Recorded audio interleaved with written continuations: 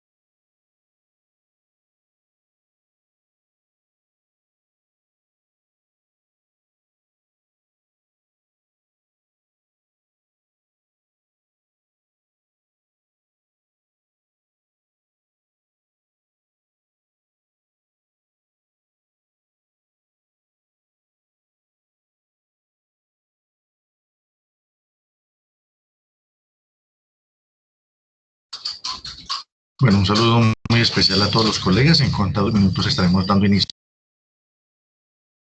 a la clase.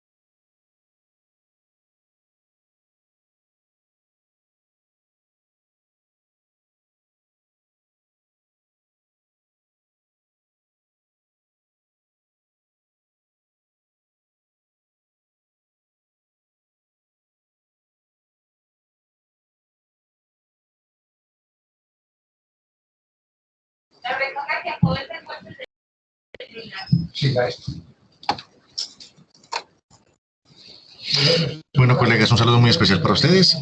Excusas si estoy en una situación complicada, estoy con un asunto personal, resolviendo una situación personal. Estoy desde el municipio de... digamos que hoy queremos hacer un ejercicio súper bello que nos va a motivar a comprender la lógica de cómo estamos visionando de manera prospectiva la sociología del futuro. Y digamos que cuando estamos hablando de la sociología del futuro, digamos que hoy tenemos una premisa muy importante y muy significativa que tiene que ver específicamente es qué entendemos por sociología del futuro. Nosotros somos psicólogos. Digamos que cuando estamos hablando desde la misma psicología, no solamente es la comprensión de las problemáticas sociales que específicamente analizadas alrededor de la experiencia de los diferentes contextos, sino también cómo entender los contextos venidos a analizar. Mire que ya hemos transitado por los diferentes experimentos de la psicología social, ¿cierto? Y digamos que al transitar los experimentos pasamos por una primera reflexión que deduce o que transita específicamente esa ocupación del ser social, ¿cierto? ¿Por qué es importante el ser social en la dinámica del universo?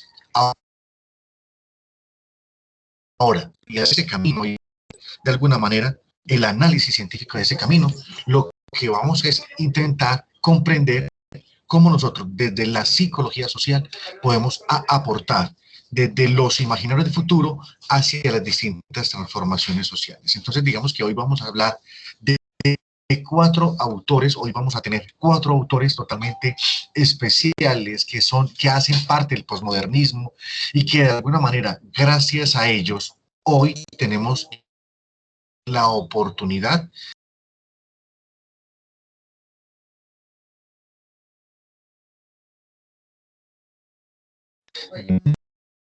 de la intervención, ¿cierto? Es, uy, bueno, es que estoy en un pueblo, entonces ustedes me disculpan por favor si hay mucho ruido de contexto. Entonces digamos que a la luz de la vida, a la luz de la vida como seres que mencionando comprender la dinámica del universo es muy claro para nosotros Profe, autores. Quiero que por favor anoten cuáles son esos autores para que usted, sí, aló. se le escucha como entrecortado. ¿Por qué se apaga la cámara para que de pronto se te escuche mejor o algo?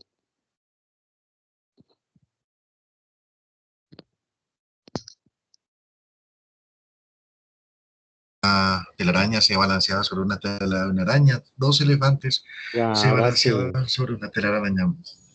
Bueno, muy bien. Bueno, muy bien, entonces voy a apagar cámara, mejor todavía, para que podamos ver. Entonces, digamos que dentro de los imaginarios de futuro hay cuatro autores, colegas. Esos cuatro autores no se pueden perder de vista. No se pueden perder de vista porque son cuatro autores que son altamente importantes y altamente significativos a la hora de analizar y comprender la dinámica alrededor de la experiencia del trabajo psicosocial. Ojo, nosotros estaremos trabajando dentro de la dinámica y la comprensión del universo, ¿cierto? Y digamos que esa comprensión del universo nos va a ayudar específicamente a entender y valorar por qué nosotros como psicólogos, específicamente nosotros como psicólogos, debemos de entender otras dinámicas, ¿cierto? Otras dinámicas del universo que están a la luz de, ¿cierto? A la luz de. Y digamos que ese ejercicio, de alguna manera, nos pone en un jaque mate de cómo realmente nosotros como psicólogos estamos entendiendo desde el lugar postmoderno. Ojo, mire, ya estamos inclusive acostumbrados a que nos logren identificar que estamos viviendo una experiencia desde lo tóxico. Inclusive casi todo eso se convirtió en una palabra moda.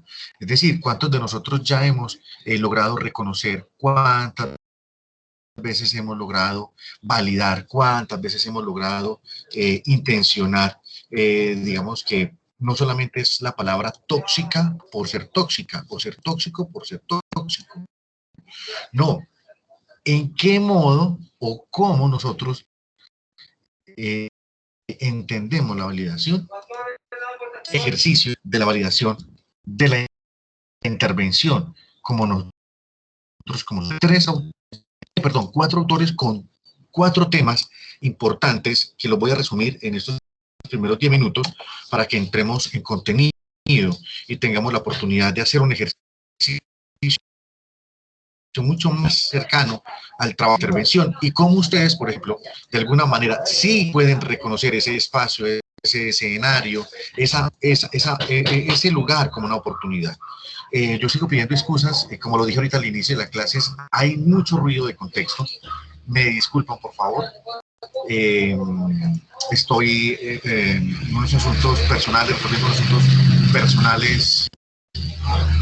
familiares, en un municipio muy cercano al oriente de Antioquia. Estoy aquí en un pueblito que se llama Concepción, más conocido, donde nació el oriundo José María Córdoba, a quien le atribuyen el aeropuerto de nuestro departamento. Entonces pido excusas por ese asunto. Entonces, bueno, a la luz de ello, entonces vamos a arrancar con el primer autor, ¿cierto? El primer autor. Y el primer autor a quien yo refiero específicamente es el profesor Beck. ¿Quién es Beck? Beck es un hombre, nos regala una palabra muy importante, inclusive quien quiera profundizar, quien quiera de alguna manera, yo lo voy a colocar acá pues, para que puedan hacer este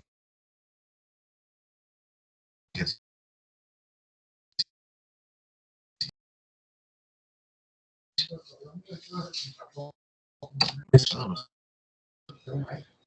Hay muchos campesinos, entonces, disculpad si escuchan algo raro, entonces no hay problema.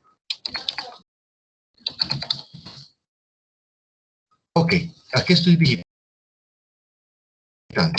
Concepto que trabaja, digamos que la sociología del futuro.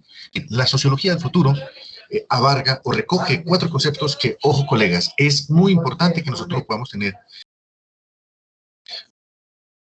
como en claro, mucho más específico. El primero tiene que ver con Beck.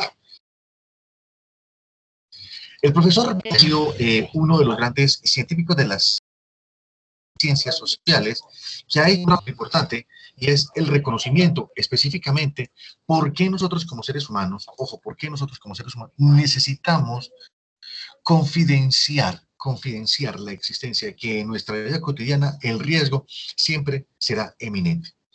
¿Quiénes de ustedes en algún momento en estas últimas, desde que hasta este momento que está recibiendo la clase, le ha ocurrido cosas que de pronto no le ha parecido como extraño? Por ejemplo, se le cayó un objeto, se le rompió algo, tuvo un encuentro con alguna persona, te llamó alguien. Es decir, nosotros estamos siempre en un constante riesgo. ¿Y el riesgo a qué? A vivir experiencias. ¿Riesgo a qué? A experimentar situaciones. ¿Riesgo a qué? A dimensionar otras características que pueden ser muy determinantes y que pueden ser altamente positivas alrededor de nuestra vida. No solamente de supervivencia de los seres humanos en las diferentes dimensiones. Y digamos que este autor, Ulrich Beck, ¿cierto? Que es así es el nombre correcto, dentro de la fase de desarrollo moderna, ojo, dentro de la fase de desarrollo del modernismo, asume que nosotros como seres sociales estamos experimentando el riesgo desde el análisis comparativo de las igualdades generacionadas. Y cuando estamos hablando de las, dentro de las desigualdades generadas, por cada una evolución, por cada 10 años, sentimos que la experiencia misma, por ejemplo, la experiencia misma que estamos viviendo en la humanidad, nosotros transitamos, ojo, nosotros transitamos específicamente, transitamos ciclos. Y eso es muy importante, colegas, que ustedes también lo entiendan como seres humanos, que muchas veces uno no le preguntan, o digamos que a uno no le hacen ese tipo de consideraciones, a uno no le dicen, venga, ¿cuáles son los tipos de ciclos que pasamos nosotros como seres humanos? Digamos que nosotros transitamos cierto tipo de ciclos que nos facilitan la conectividad con la vida.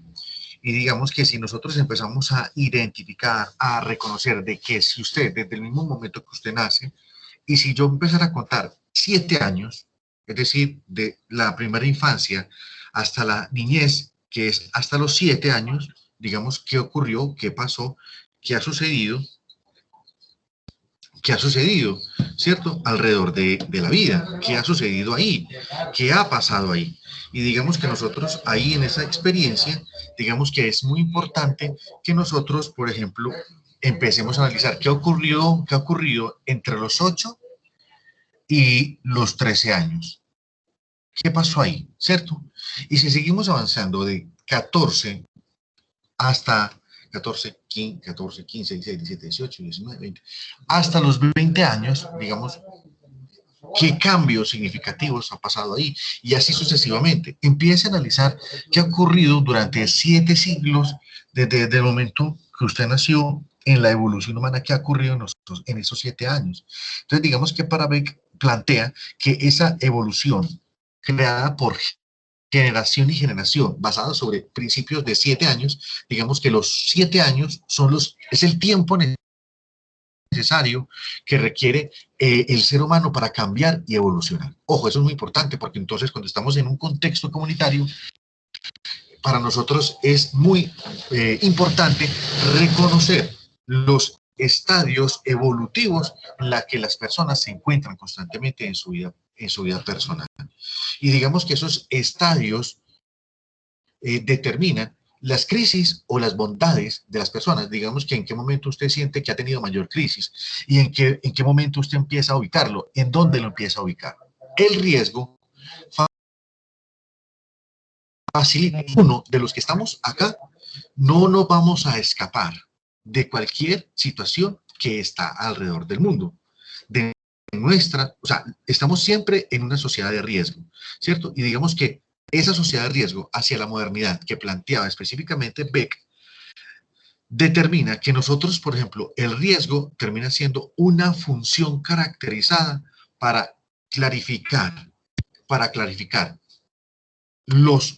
digamos que los entornos y los contextos donde nosotros nos movemos. Y pregunta, vamos a hacer entonces la primera pregunta para el chat, claro que sí, hoy vamos a hacer preguntas para el chat para que podamos tomar la asistencia y que ustedes puedan tomar y que podamos también conocer sus interpretaciones personales.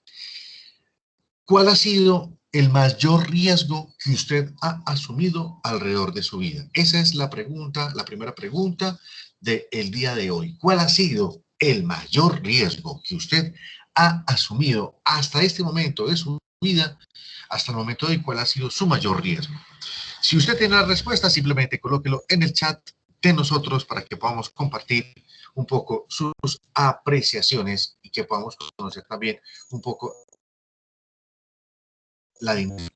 Entonces, el riesgo termina siendo un elemento altamente importante, significativo, que nos permite de alguna manera asumir la experiencia de la vida como una dinámica, ojo, una dinámica comprendida de que necesitamos hablar, conversar, trabajar, respirar los riesgos como una oportunidad y no como algo que hay que huir. Si yo no asumo el riesgo como una posibilidad para mi vida, entonces yo no maduro, yo no crezco, yo no siento que es posible que ocurra cosas alrededor de la vida. Es necesario pasar por el riesgo para poder madurar, ¿cierto? Porque el riesgo nos pone nerviosos, nos pone sudorosos, nos pone en una situación. Entonces, es importante que nosotros como seres sociales, ¿cierto? participar de ese tipo de experiencias. Por ejemplo, dice Sahara que viajar a las 9:30 de la noche con 3 chicas desconocidas desde la universidad hasta la estación hospital, bueno, ese ha sido su mayor riesgo. ¿Qué pasa cuando uno sale de la universidad y digamos que si hablo del Tecnológico de Antioquia, por ejemplo, sede Robledo, es distinto a las 9:30 que la sede Copacabana, o a las 9:30 sede Itagüí? Esas 3 horas son totalmente distintas porque el contexto también así lo determina, ¿cierto? Gracias, Ana, por compartir la pregunta del día. ¿Cuáles son las situaciones en las que yo, como ser humano, he sentido mayor nivel de riesgo? Y digamos que ese nivel de riesgo es lo que nos ayuda la capacidad de supervivir. No es lo mismo viajar además hasta la estación hospital, ojo, sola, ¿cierto? Que con 3 compañeras, ¿cierto? Si le pasa a una, le pasan a las 3, ¿cierto? Yasmín nos dice, irme de un pueblo a otro en bicicleta sin permiso de mi mamá, ¿sí? Es un asunto, una vez, bueno, la cognitiva no, el post-racionalismo nos ha dado unas luces muy importantes para identificar específicamente que nosotros programamos, tenemos la capacidad de programar situaciones en alternancia con la vida. Y digamos que en esa programación no es totalmente neurolingüística, también es una programación basada sobre las sincronías de la vida. Entonces, digamos que, por ejemplo, el hecho de no solicitar, por ejemplo, un permiso, digamos que, yo voy a ir al pueblo y ella dice, si vas, te vas bajo tu responsabilidad, no cuentes conmigo. Entonces uno ya se va con esa suspicacia y digamos que el poder de la influencia frente a la palabra del rol más importante y significativo de la vida incide muchas veces de que esto pueda ocurrir, ¿cierto? Ya que estos pueblos son altamente peligrosos, dice Yasmín. Laura nos dice tener que bajarme del bus después de las 10 y caminar sola las cuadras que quedan hasta mi casa, ¿cierto? Dice que mi lugar es aparentemente peligroso, dice Laura Lemos. Nayeli dice, irme a vivir a una ciudad desconocida para poder cumplir mi propósito. Pero Nayeli, yo creo que eso es muy importante, ese riesgo. Yo creo que esos riesgos son los más bacanos que uno asume. Yo tuve mi primera mochileada en la Ciudad de México, me fui con 400.000 pesos a la Ciudad de México y te cuento que me fue terrible, pero aprendí a entender la dinámica del mundo, que muchas veces uno puede caminar solo, pero no está siempre uno solo, ¿cierto? Hay cosas comunes, ¿cierto? Que los que le permiten a uno tomar decisiones, por eso está el sentido común, ¿cierto? El sentido común de la vida. Dice Alejandra Isaza, ella dice que estornude o que te estornuden. Alejandra, eso es distinto, ¿cierto? Uno estornudar o que te estornuden, ¿cierto? Ya eso es uno, caminar al centro a las 3 de la mañana, Juan Camilo, azaroso eso. Mi mayor riesgo que he tenido a lo largo de mi vida fue el momento en el que me atreví a irme a la ciudad de Medellín sin conocer a nadie y además ello terminar mi grado 11 en esa localidad. Jessica, ¿qué tan atrevida eres tú? Dios mío, ¿cómo lo lograste? Entonces, digamos que el riesgo, entonces, hace referencia desde la sociología, ojo, la explicación, digamos que el riesgo explica, digamos, en palabras perceptivas sobre lo que puede producir unos acciones o papeles que puede ocupar el sujeto dentro de un contexto o los riesgos, digamos que derivados específicamente a las desigualdades generadas por el reparto de, digamos, por el equilibrio social. Y digamos que el equilibrio social se da específicamente por un asunto pertinente alrededor de la vida. Digamos que el concepto de sociedad del riesgo que plantea Beck hace referencia específicamente a ese estado de las cosas de las sociedades de la modernidad avanzada.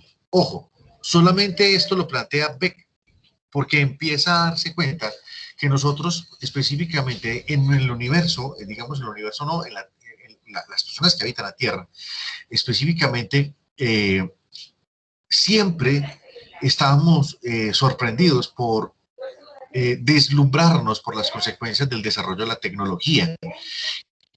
digamos que el desarrollo de la tecnología, digamos que nos ha generado situaciones, preguntas y nos ha generado inquietudes, ¿cierto? Y digamos que quién en este momento, pilas, es que esto es muy importante, y yo esto lo creo que lo vi el fin de semana, ¿quiénes de ustedes le han hackeado una cuenta, por ejemplo, de Instagram? ¿Cierto? Le han utilizado las fotos para cosas pornográficas, ¿cierto? Entonces, digamos que el riesgo de colocar una fotografía, usted puede colocar una fotografía, usted se fue a pasear este fin de semana, se fue para Santa Fe de Antioquia, allá las chicas se colocaron su buen bikini, súper bonita, se tomaron la foto y la montaron al Instagram y que ahí que no sé qué, ¿cierto? O los chicos se colocaron sus bermudas o sus tangas locas, qué sé yo, no sé, lo que se ponga uno para meterse en una piscina y montaron la foto en Instagram. ¿Cuántas personas han utilizado, digamos que ese tipo de fotografías que reímos, que la sociedad va a ver eso como, ay, no, simplemente quiero que me vean que estoy súper divertida, que estoy súper feliz, que estoy súper cool, ¿cierto? En un paseo, estoy súper cool en un paseo. ¿Creen que ustedes que la gente ven eso con inocencia? Ustedes que cuando montan una foto en estados, está uno expuesto a la crítica. Y digamos que ese es el riesgo que plantea Beck, que gracias a las tecnologías, gracias a estas nuevas revoluciones informáticas, muchas veces esa fotografía que uno pone termina siendo dialogada, conversada y manifestada, ¿cierto? Entonces digamos que eso puede ocurrir. Bueno, digamos que Kelly nos plantea un ejercicio en la que nos dice una vez me tocó llegar sola a mi casa, era la 1 de la mañana, también pasar por un puente, se movía, eso fue estresante para mí. Kelly le toca caminar por contextos altamente muy danger. Vaya Camila Restrepo-Rabe dice que caminar por un barrio peligroso a altas horas de la noche. Cada uno entonces está logrando identificar dentro de la sociología de futuro, entonces, algunas palabras o digamos algunas experiencias que pueden ser muy determinantes para comprender específicamente que en la vida a veces necesitamos entender y comprender por qué ocurren las cosas, ¿cierto? Y muchas veces creemos que somos seres totalmente humanos, somos seres igual tranquilos y estamos normalizando algunas experiencias. Y vamos entonces en ese rastro de la orientación de futuro. Y les tengo el segundo autor. Y digamos que este segundo autor es el profesor Rosa, ¿cierto? Y digamos que Rosa nos habla de una segunda palabra, ¿cierto? Una segunda, digamos que intervención, ya la voy a colocar aquí en el chat de nosotros para que ustedes puedan tener ese concepto. Y digamos que este concepto es un concepto altamente postmoderno. Es decir, no hay otra dinámica alrededor de la vida que nos diga que determine específicamente el cambio, la estructura o que modifique, digamos que la valoración de lo que nosotros queremos. Ahí está, el profesor Rosa nos regala una palabra que se llama el concepto de aceleración. Y como ustedes bien, ustedes son más importantes del posmodernismo, cuando estamos hablando del concepto de aceleraciones, ¿en qué momento nosotros estamos hablando sobre aceleración social? ¿Cierto? La aceleración social. Digamos que esta aceleración social determina específicamente el cambio, la dinámica, la reestructuración, la modificación de esos cambios sociales y las consecuencias éticas que pueden ser muy determinadas hacia esa resonancia, hacia la buena vida. Colegas, nosotros, digamos que esa resonancia permite que nosotros directamente tengamos una alineación perfecta en la vida. Y digamos que por eso tenemos las prácticas específicas asociadas a las digamos que a esas normas universales que son clarísimas y esas normas sociales están visionadas en la contemporaneidad hacia la teoría crítica. Digamos que la teoría crítica nos regala esas causalidades, pero también esos efectos de los procesos de aceleración que nosotros tenemos en nuestra vida contemporánea. Es decir, nosotros andamos siempre rápido a toda hora. Y digamos que quienes estuvimos experimentando la pandemia, ustedes me pueden decir tranquilamente, el que quiera compartir con su testimonio.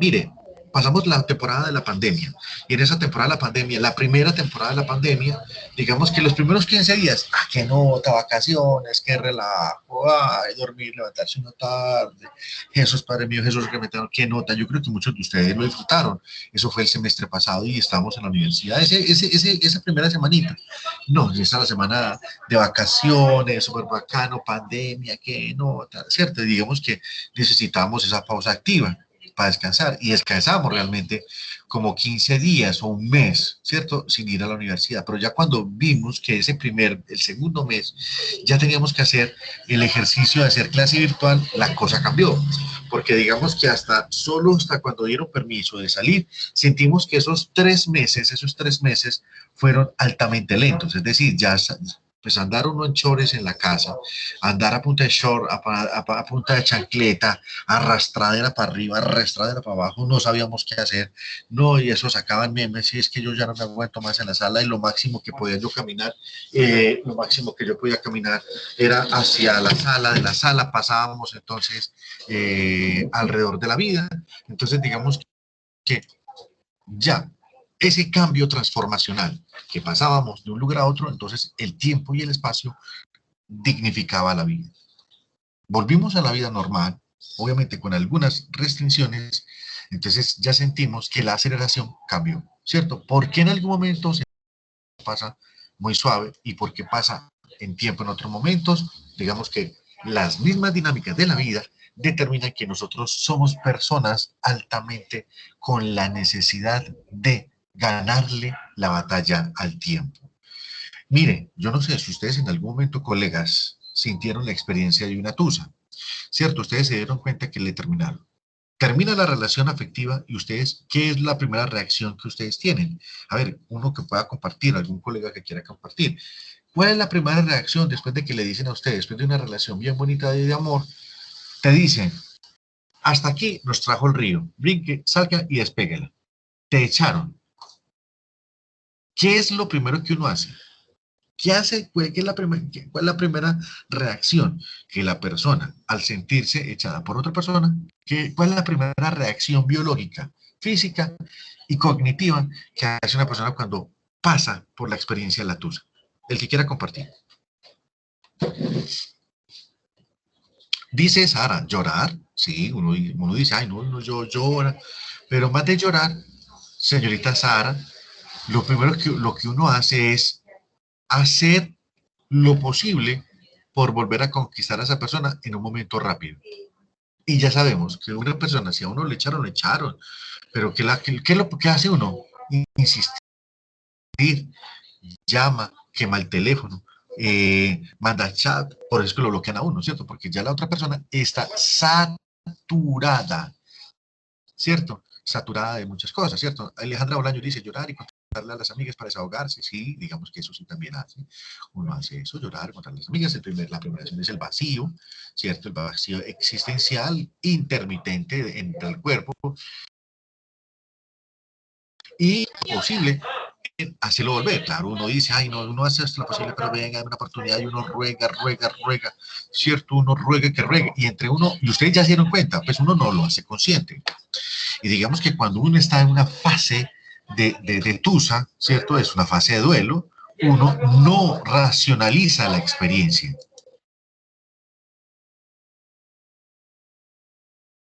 Uno no racionaliza la experiencia.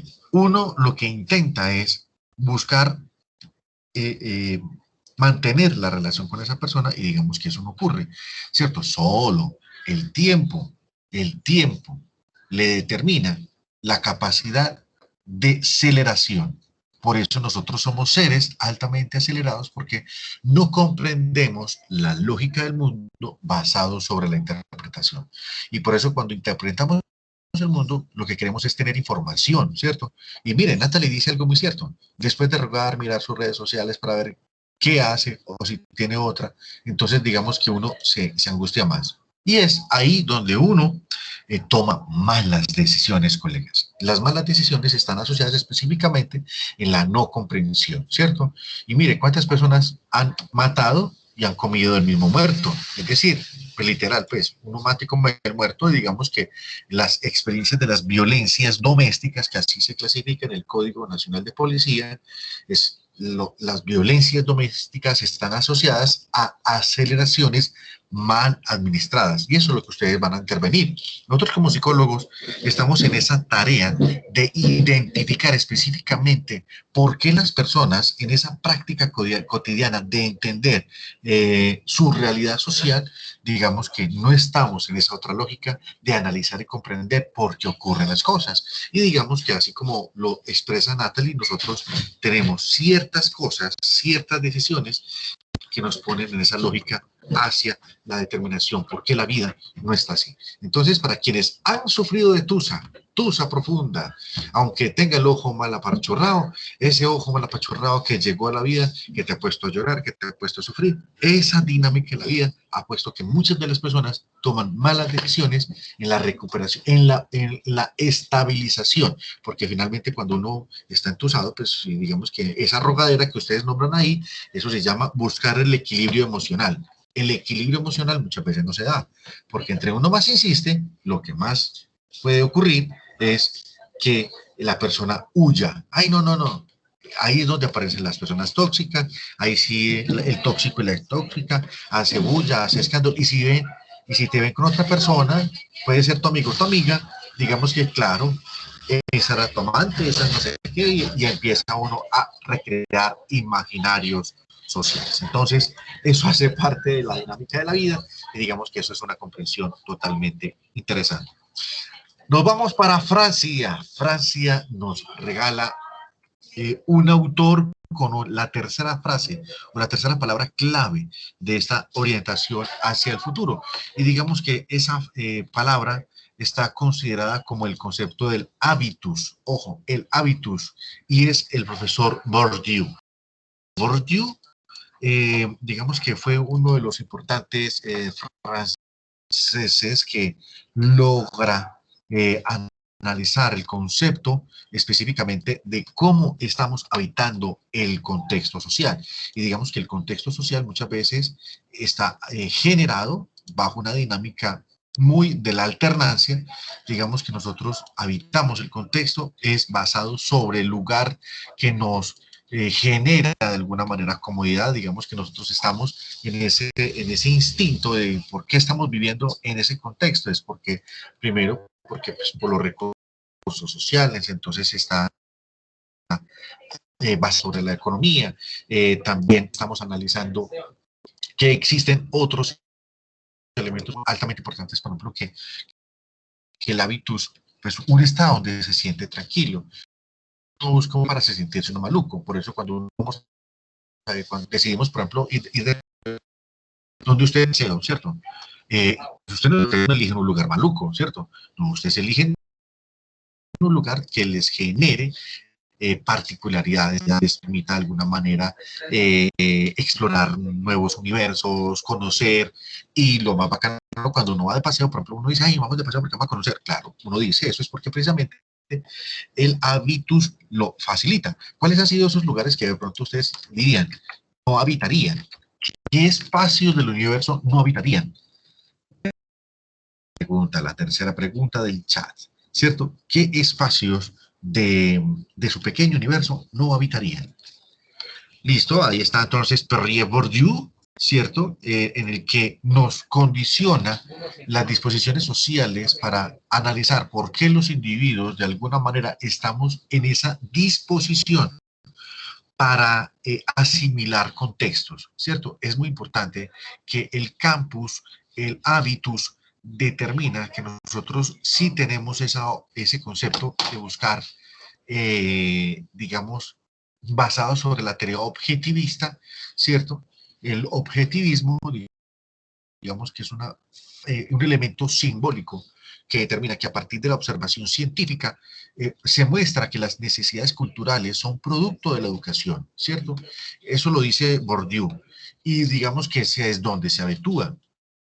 El universo necesita obligatoriamente, o digamos que en los contextos donde estamos habitando, se necesita, la sociedad necesita personas altamente educadas.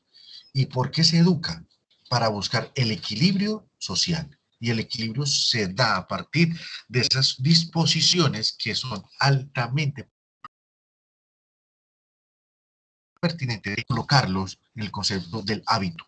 Si usted no se educa, digamos que entonces, ¿qué es lo que le pasa después? Usted ya no tendría una consideración, es decir, usted ya no tendría una necesidad de pensar su contexto como fuera determinante. Por eso cuando encontramos en el alfabetismo, digamos que en los años 70, en los años 80, cuando estábamos hablando de analfabetismo, digamos que personas que carecían específicamente, carecían de la práctica de la escritura y de la letra. Y es probable que gracias a la Constitución del 91, hoy tenemos una posibilidad de educarnos gratuitamente, es decir, las disposiciones sociales es que todo el mundo pueda tener una cobertura, por eso es que llama la palabra cobertura, tener la posibilidad de que tengamos las mismas oportunidades de estudiar. Cualquier persona puede estudiar y gratis. Ahora, ¿qué regala el posmodernismo? El posmodernismo, por ejemplo, regala un asunto que se llama el analfabetismo, pero basado sobre la tecnología. Bueno, pregunta así amorosa. ¿Quiénes de aquí, de los chicos y chicas, les gusta el videojuego? ¿Cuál es el videojuego más teso que ustedes pueden decir? No, el más bacano, el que está de moda, el que sentimos que es súper cool, el que tiene demasiados retos. Es decir, yo, por ejemplo, el profe se quedó en Mr. Mario Bros. Mr. Mario. ¿Mr. Mario qué? Bueno, Mr. Mario. Y todavía no he rescatado a la princesa.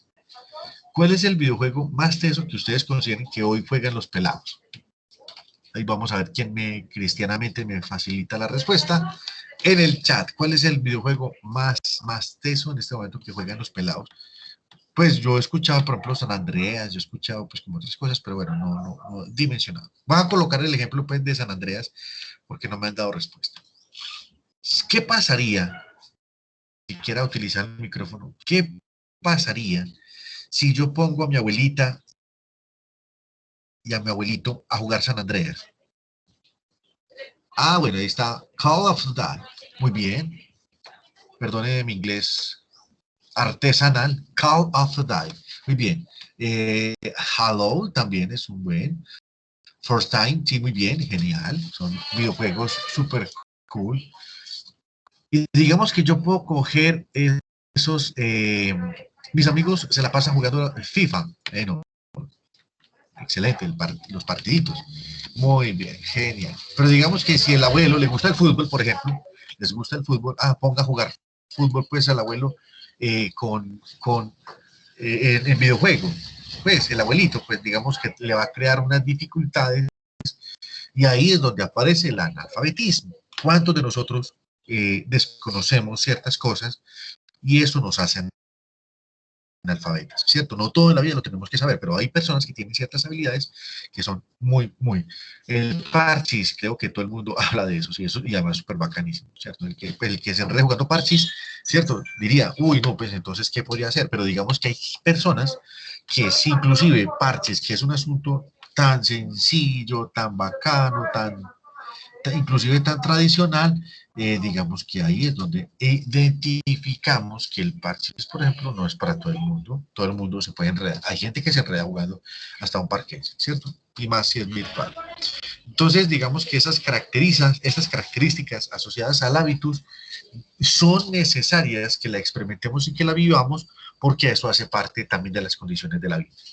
Por último, apreciados colegas, el cuarto concepto, que eso, con base a estos 4 elementos, digamos que estas 4 palabras, ya pasamos por el concepto de riesgo, por el profesor Beck, el concepto de aceleración del profesor Rosa, el concepto de hábitus de Bourdieu, ¿cierto? Y por último tenemos el concepto de confianza. Confianza, y es un concepto que muchas veces vemos que es una palabra altamente común, pero no es ni tan común, porque es una palabra que nosotros es altamente sensible y que nosotros debemos de analizarla y comprenderla. Cuando estamos hablando de confianza, ¿a qué nos referimos? Entonces, nos habla eh,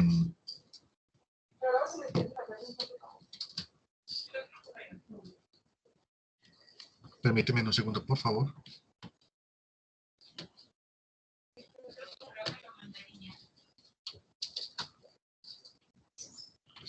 Me permiten un segundito, chiquitito, ya voy chiquitito. Aquí voy a hacer algo chiquitico. Listo, Lugman. Lugman nos habla específicamente de un ejercicio directo, ¿cierto?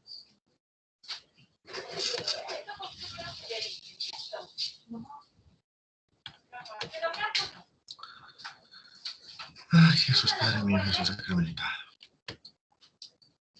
Vamos a ver si logramos hacer este ejercicio de manera muy personal. Me permiten un segundito, por favor.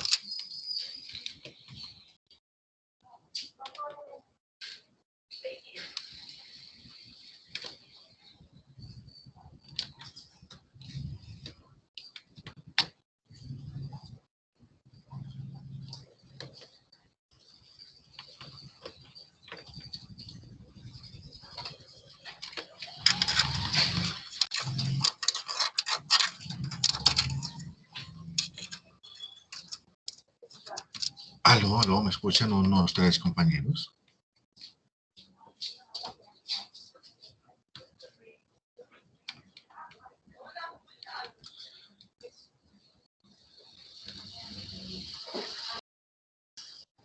Sí, aló, aló, unos tres muchachos. Hola, profe.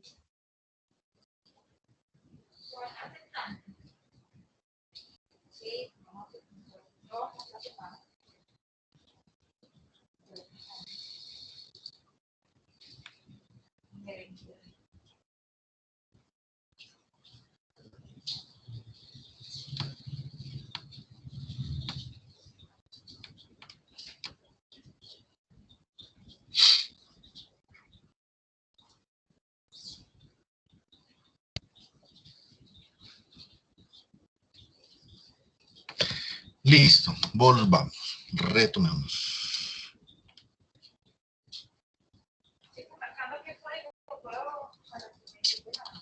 Retomemos.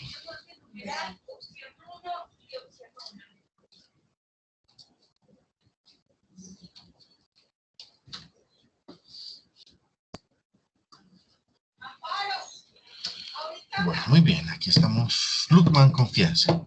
Chicos, ¿en qué momento sentimos que la confianza termina siendo ese asunto tan yugular que muchas veces tenemos? Yo no sé si ustedes han tenido grandes amigos y grandes amigos, por supuesto que sí, todos lo tenemos, debemos tener al menos, inclusive los amigos los podemos contar con los dedos de la mano, es decir, encontramos algunos posibilidades de analizar que la vida requiere de pocos amigos. Pero digamos que esos pocos amigos que están alrededor de nuestro contexto de la vida, ¿qué pasaría si alguno de ellos fractura la relación? ¿Cómo se siente uno si un amigo le falta la confianza? ¿Qué pasa que quiera compartirlo de manera oral? Porque este teclado está un poquito duro. ¿Qué pasa si algún amigo te fractura la confianza? ¿Ustedes cómo se sentirían?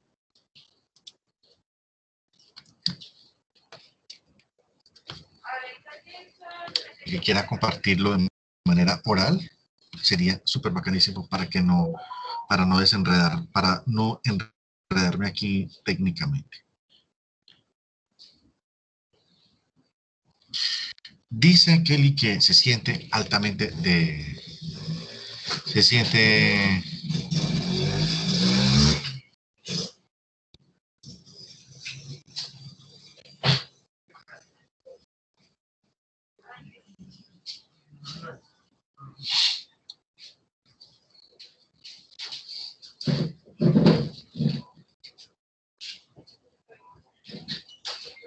Sentiría tristeza y también pues, y también siento que no se acordaría todo lo que ha vivido con esa persona. O sea, ¿por qué dice eso? Se le haría a uno muy, muy extraño. Sí, Laura, uno se siente muy extraño cuando una persona realmente fractura, digamos que ese ejercicio. Entonces, digamos que, cierto que eso parece bastante particular. Y digamos que eso genera dolores, eso genera...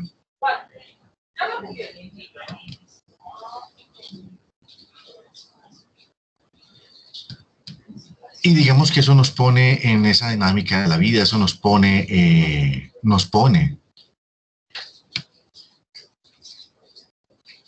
en esas reflexiones, y como dice Kelly, aparecen las decepciones humanas. Y digamos que esas decepciones humanas nos ponen en una controversia de que la confianza, por ejemplo, si a nivel individual nosotros los seres humanos transitamos por la frustración, yo quiero que ustedes se quieran imaginar qué ocurriría, por ejemplo, cuando hay una confianza de un líder social en un barrio, por ejemplo, el presidente de una junta de acción comunal se sienta triste al ver que su comunidad ya no lo vea por una misma característica. ¿Cuántos presidentes de juntas de acciones comunales, cuántos líderes sociales han hecho cosas de pronto equivocadas y se siente frustrada y la comunidad se sienta un poco en desconfianza con las acciones?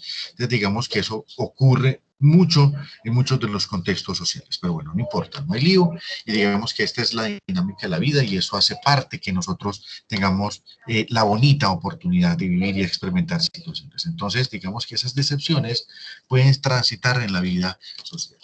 Entonces digamos, ¿por qué traje específicamente estos cuatro contextos, estos cuatro momentos que pueden ser muy significativos y que pueden ser muy valorativos, ¿cierto?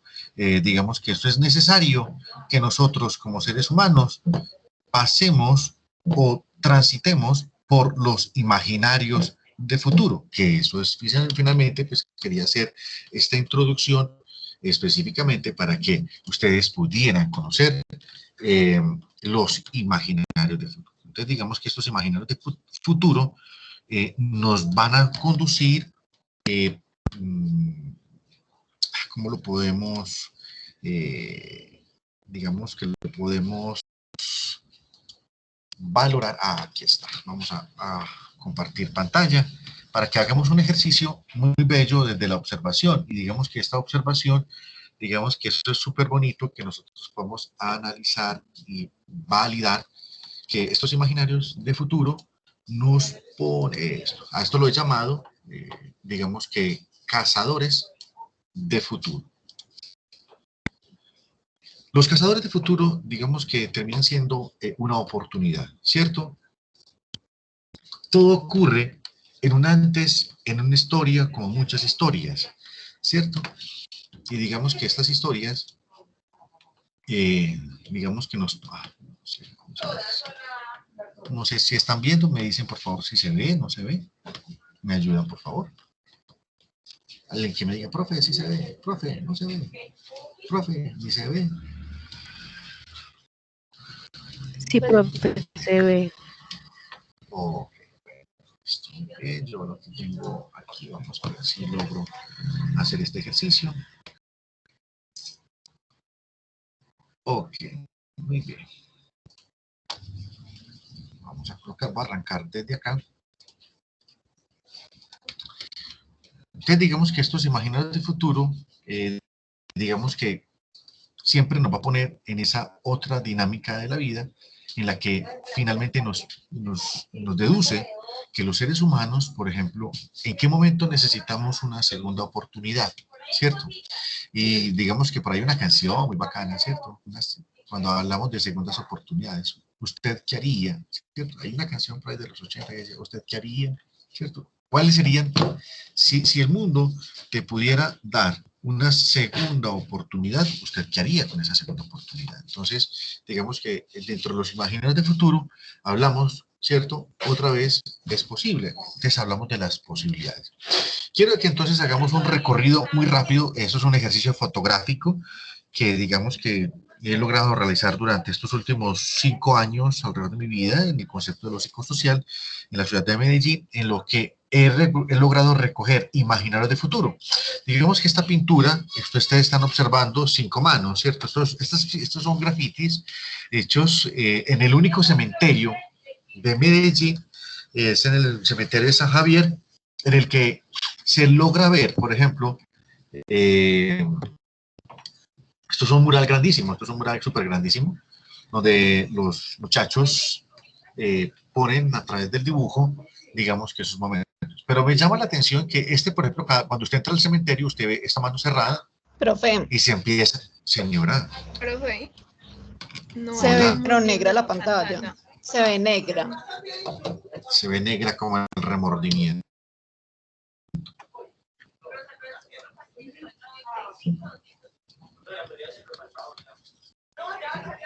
Bueno.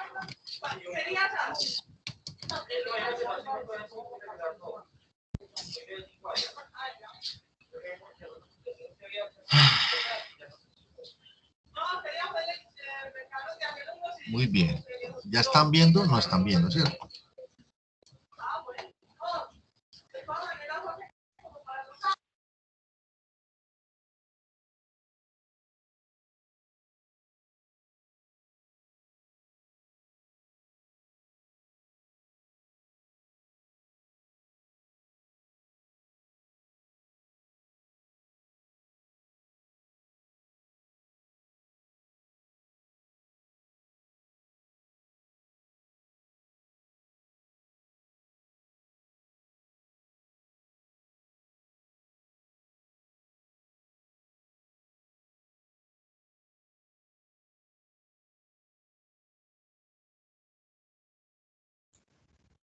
Profe, ahora sí.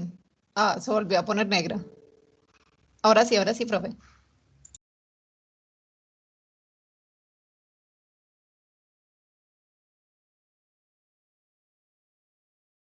Muy bien, es que apagué el micrófono.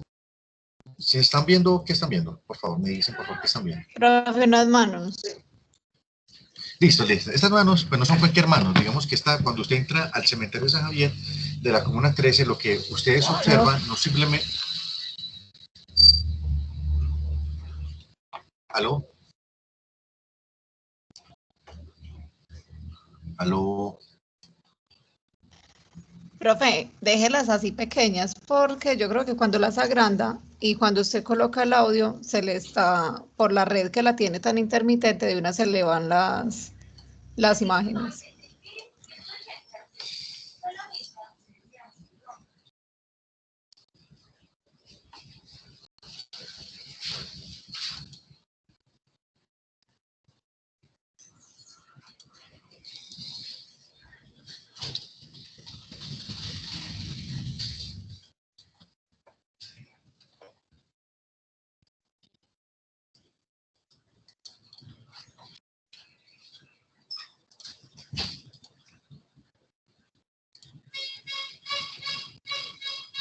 ¿Aló? ¿Me escuchan? Ay, qué pena tanto ruido, muchachos. Qué vergüenza. Voy a apagar un momentico.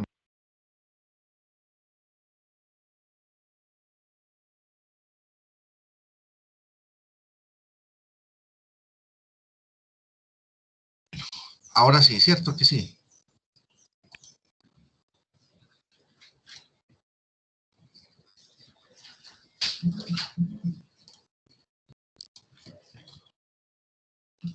Bueno, entonces digamos que...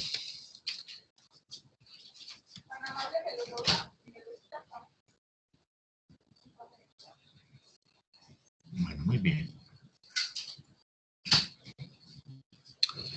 Bueno, ya contamos de esta primera fotografía que digamos que simbólicamente, digamos que hace una narrativa de la Comuna 13, hace una narrativa de cómo las personas cuando ingresan al cementerio hacen un recorrido, un camino, digamos que un camino donde están estas imágenes. ¿En qué momento se convierte en una imagen en el futuro? Dicen los chicos que pues con los que hemos trabajado directamente en la comuna, esto se convierte en un imaginario futuro porque ya no ven la muerte como algo fatídico, sino como una oportunidad, ¿cierto? Como una oportunidad. Entonces, esto es una dinámica de la vida y que nos pone también en ese ejercicio. ¿Listo? La siguiente imagen, digamos que esto es un corto video, vamos a ver si logramos verlo, digamos que, vamos a ver si se deja leer, si se deja escuchar o si no, prosigue, continuamos con esta dinámica. Por lo que veo, no vamos a ver este video porque está un poco lenta el asunto y como dice la colega, estamos todos intermitentes.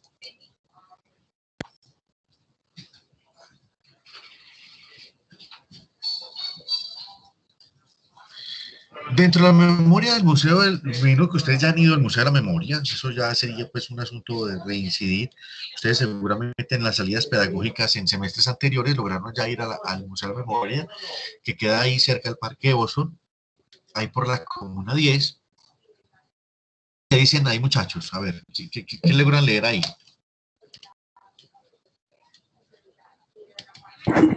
Ayer, mañana. ¿Qué crees que hace falta? ¿Qué creen ustedes que hace falta?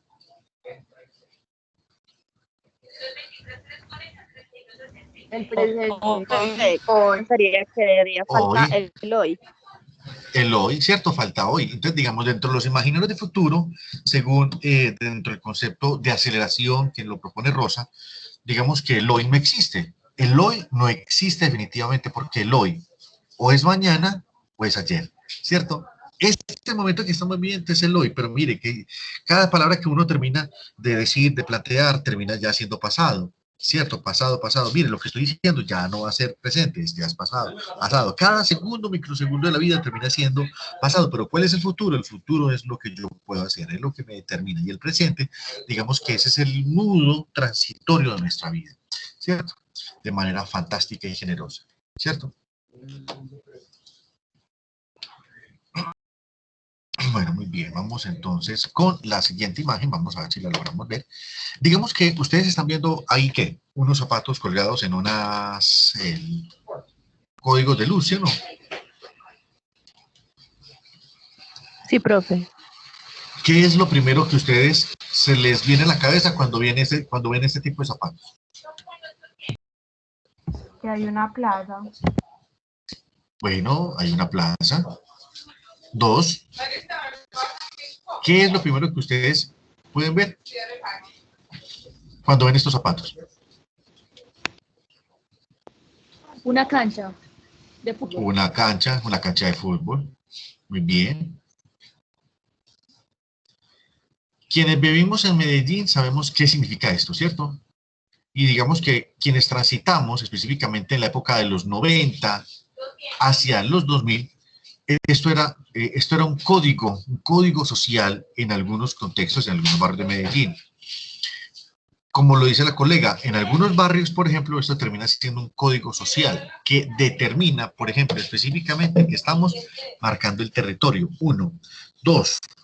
Cuando asesinan a una persona o un joven en una de las comunas de Medellín donde es altamente territorial y que invadió el territorio, como muestra, como trofeo ante el asesinato de esas personas y como un llamado a que si lo vuelven a hacer otro morirá, digamos que eso es colgar los guayos. Digamos que en Medellín esa palabra de colgar guayos marcó mucho la historia del narcotráfico, digamos que fue en los años 90 y en la primera década de los 2000.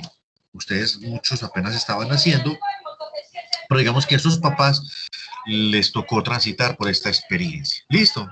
Esto se convirtió en un imaginario futuro para Medellín, precisamente para las ONGs, Corporación Región, Surgir y demás ONGs que han transitado, Brújula, por ejemplo, que han hecho un trabajo territorial.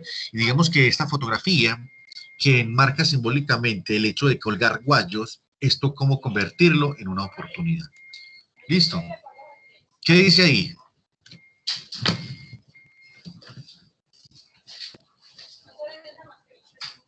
El que quiera leer con entonada voz.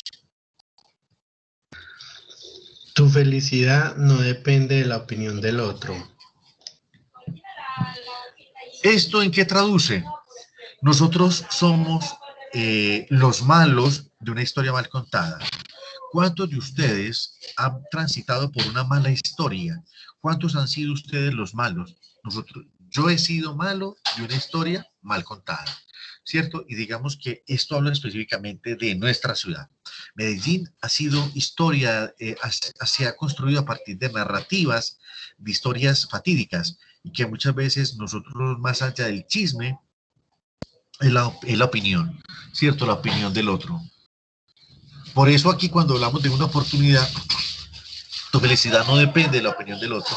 Entonces es invitar dentro del imaginario del futuro a desprendernos específicamente de esas cosas que pueden ser muy atadas para nuestra vida. Muchas veces somos esclavos específicamente de la opinión del otro. Por eso los medios de comunicación y muchas veces, ¿cómo mataron a Jaime Garzón? ¿Gracias a quién? A una opinión mal interpretada, ¿cierto? Una opinión mal interpretada. También en el Museo de la Memoria encontré algo tan genial que se llama Sobrevivimos. Eso fue un cubo, es un cubo que todavía existe, es un cubo grandísimo que sus emisiones es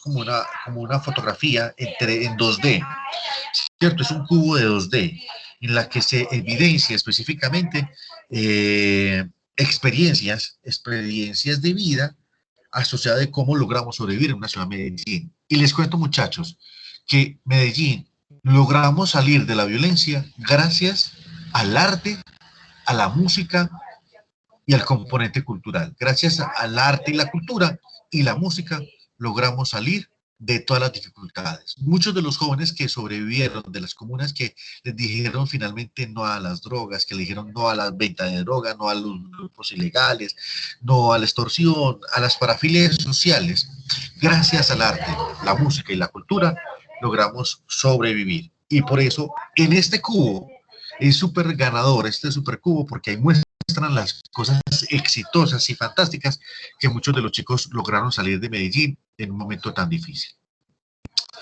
Ustedes que son psicólogos, chicos, miren, vean, esto fue en una experiencia que yo realicé en la institución educativa Federico Sanán en la Comuna 9 de Medellín. Me hacen un llamado específico, yo en esa época estaba en la Secretaría de Educación, trabajando en la escuela de entorno protector, y digamos que en un grupo de grado 10º, había un chico de 16 años,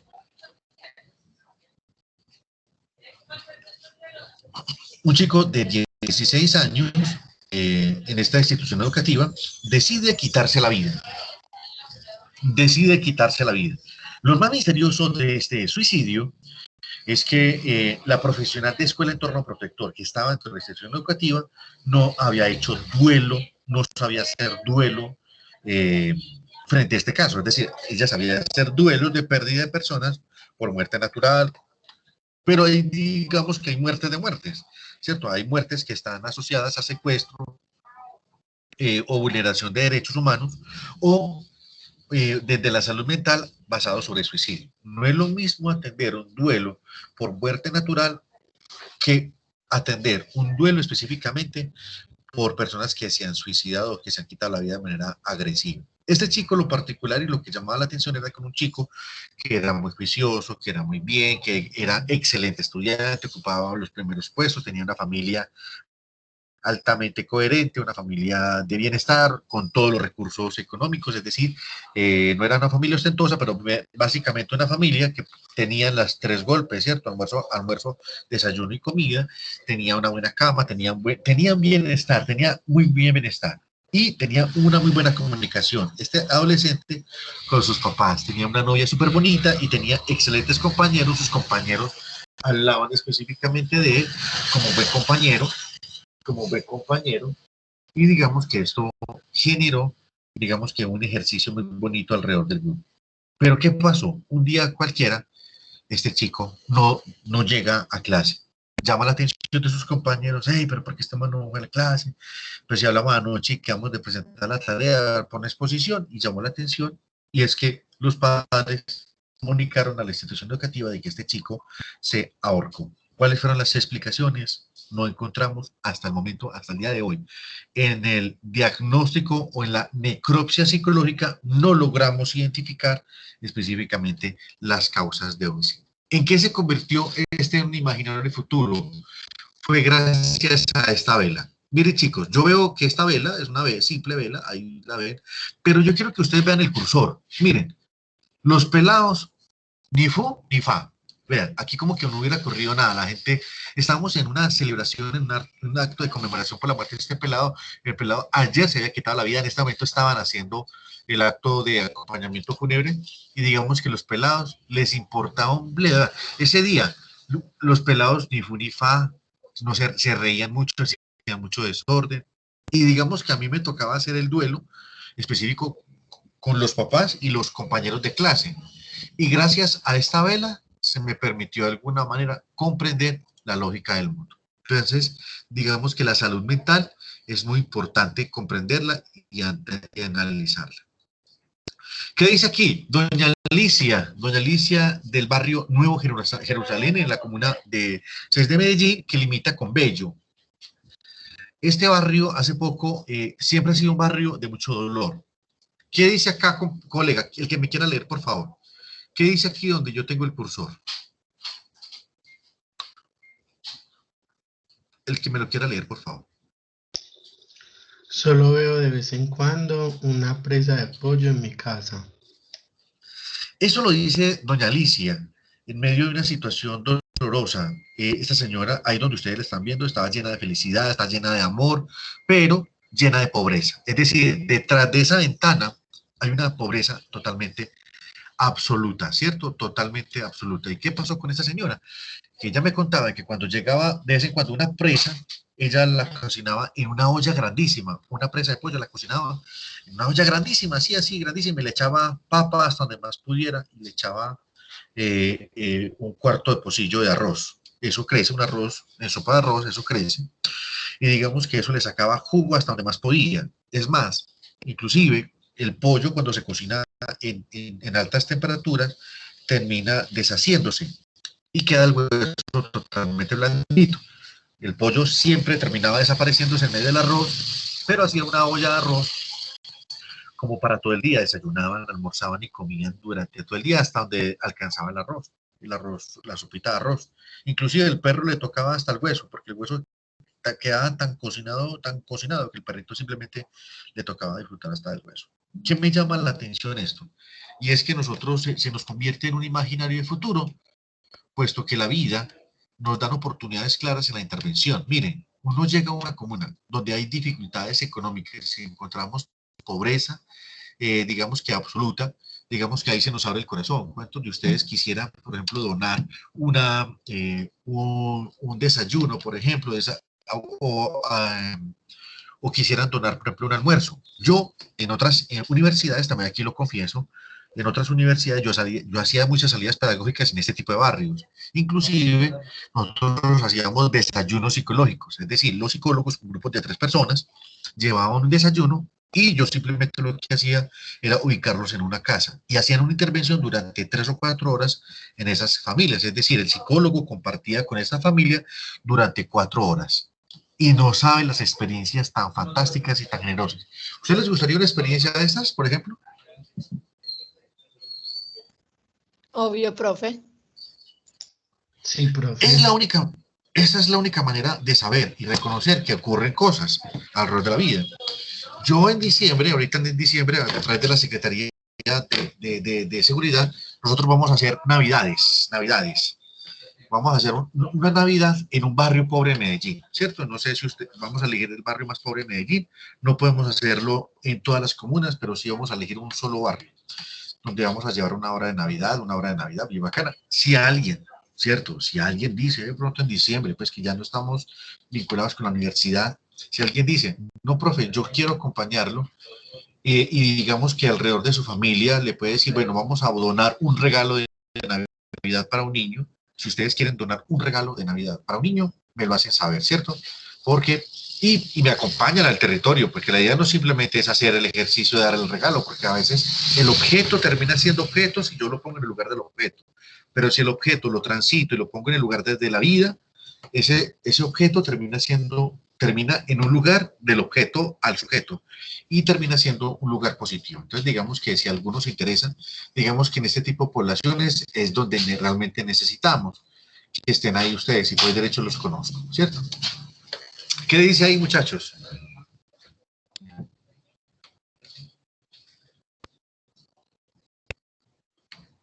Mi plan es que mi plan es bailar hasta que todo se solucione. hasta que todo se solucione. ¿Qué traduce? Parceros y parceras, hay que estar relajado. Problemas van a haber, siempre van a haber problemas. ¿Qué necesita uno? Parceros, hay que buscar música, hay que buscar música. La música siempre lo va a transformar todo. Y eso fue una lección que me dejó específicamente el Museo de Arte Moderno de Medellín, en una de las paredes que está cerca, aquí voy a revisar, aquí me falta una R, que está cerca del Museo de Arte Moderno de la Comuna 14 de Medellín, ¿cierto? Ahí cerca, el Museo de Arte Moderno, digamos que digamos que eso es un espacio súper bonito, pero ahí me encontré esta pared y esto se me convirtió en un imaginario del futuro. Esta chica que ustedes ven ahí hace parte de la institución educativa Joaquín Vallejo Arbeláez, ¿cierto? Estaba haciendo yo un día de taller de control de emociones en la Comuna 8. Digamos que esta niña es la personera de la institución educativa. Le cuento que esta niña, amargada, callada, silenciosa en el taller, ni fu ni fa, no hablaba, ¿cierto? Y digamos que pues parte del ejercicio que hicimos con ella era hacer un taller, y ese taller era hacer un taller de emociones. Resulta que ella nunca me sonrió, pero parte del producto de ellas tenían que hacer un graffiti, y hacíamos un graffiti, decidimos hacer unas salas para que los estudiantes se tomaran una fotografía. Esta chica, la única manera que pudo sonreír durante 4 días de taller fue cuando le dije, me regalas una fotografía en esa ala a ver cómo queda, porque ella pintó esa ala. Cuando se acerca esa fotografía, esa sonrisa que ustedes ven ahí fue la única, ojo, la única sonrisa que esta niña me regaló. De resto, no, qué cosa tan impresionante. No pude sacarle una sonrisa a esta muchacha durante el taller, pero solo cuando llegamos a la fotografía, llegó ahí. Resulta que esta niña pasó por muchas fases de dolor alrededor de su familia, pasó por abuso sexual, abuso de violencias domésticas, una chica con altos niveles de infelicidad, ¿cierto? Que eso es lo que nos vamos a encontrar en territorio. Bueno, por respeto a ustedes, les muestro esta fotografía. Digamos que en el año 2018 se vivió en el barrio Juan 23 de la Comuna 13 de Medellín, un 26 de abril, ocurre una serie de asesinatos en ese sector de Juan 23. Digamos que por respeto a ustedes, pues pongo oculto la imagen de la identidad de esta víctima. Este es un chico que vive en la Comuna 13 que fue baleado por grupos emergentes de la Comuna 13, fue baleado absolutamente, y como él, mataron a otras 10 personas más. Fueron 12, 13 personas que fueron asesinadas ese mismo día en distintos sectores del barrio Juan 23. El imaginario futuro muchas veces tenemos de los territorios es que siempre se nos queda esta imagen, siempre se nos queda esta imagen fatídica, ¿cierto? Siempre nos queda esta imagen fatídica. Lo que hicimos es que en los puntos donde hubo asesinato, transformamos, ¿cierto?, el entorno. Mire, esto ocurrió el 26 de abril. Y ya el 5 de mayo, abril-mayo, mire, ocurrió 8 días después, en el mismo Juan 23, transformamos todos los espacios en espacios de vida. Hicimos un graffiti como esto, ¿cierto? Donde hubo estos asesinatos, los cambiamos de vida. ¿Por qué? Es cambiar el chip del imaginario social de lo que representa la violencia, ¿cierto? De lo que representa la violencia. Y esto es lo que muchas veces consideramos que dentro del trabajo de intervención se nos olvida. Esto es todo lo que ustedes lo que acaban de ver, es lo que hace un psicólogo social, es lo que yo hago directamente en el trabajo comunitario. Y gracias a los imaginarios de futuro, logro permitirme transformar los elementos negativos del contexto social, los transformo a conductas positivas. Tenía un sueño enorme que este año pudiéramos hacer alguna cosa, pero infortunadamente, como en las condiciones de pandemia en las que estamos, es imposible que tengamos alguna experiencia de campo. Pero sí, y queda de testigo esta cámara con los 43 estudiantes, que si el próximo semestre se nos da una oportunidad para hacer una salida de campo, ustedes son los primeros que yo me voy a llevar para que ustedes no solamente puedan vivir esta experiencia como lo he vivido yo durante mis últimos 20 años de mi vida en el trabajo social comunitario, sino que ustedes tengan la oportunidad de hacer ejercicios aplicados para que lo puedan comprender. Chicos, próxima clase. Atención, colegas, para la próxima clase, el jueves, vamos a tener, por favor, la canción. Vamos a traer la canción, no la pudimos hacer el pasado jueves. Estuve en la Comuna 8 de Medellín y fue imposible la conectividad. Fue imposible tener una muy buena conectividad. Estaba arriba, muy arriba, de 13 de noviembre, en una intervención muy compleja con líderes, con líderes del territorio, ¿cierto? Entonces, pido excusas por eso, pero entonces no pudimos hacer la actividad y queríamos hacerlo con ellos porque ellos iban a ser los invitados con nosotros y yo quería que ustedes vieran cómo íbamos a hacer ese taller, pero por temas de conectividad me salió el ojo por la culata, entonces no pude hacer el ejercicio con ustedes. Próximo jueves, entonces vamos a tener entonces la oportunidad de tener nuestra canción para que hagamos nuestro ejercicio y podamos llevarse en ustedes otra técnica más de intervención comunitaria. Chicos, nos vemos el próximo jueves. Les deseo una bonita tarde y disculpen tanto ruido en el día de hoy en el lugar donde yo estoy realizando la clase. Profe, muchas gracias igualmente. Que tengan feliz día. Chao, profe, gracias. Feliz día para ustedes, chicos. Gracias, chicos. Gracias, profe. Hasta Ya. luego. Chao, profe, gracias.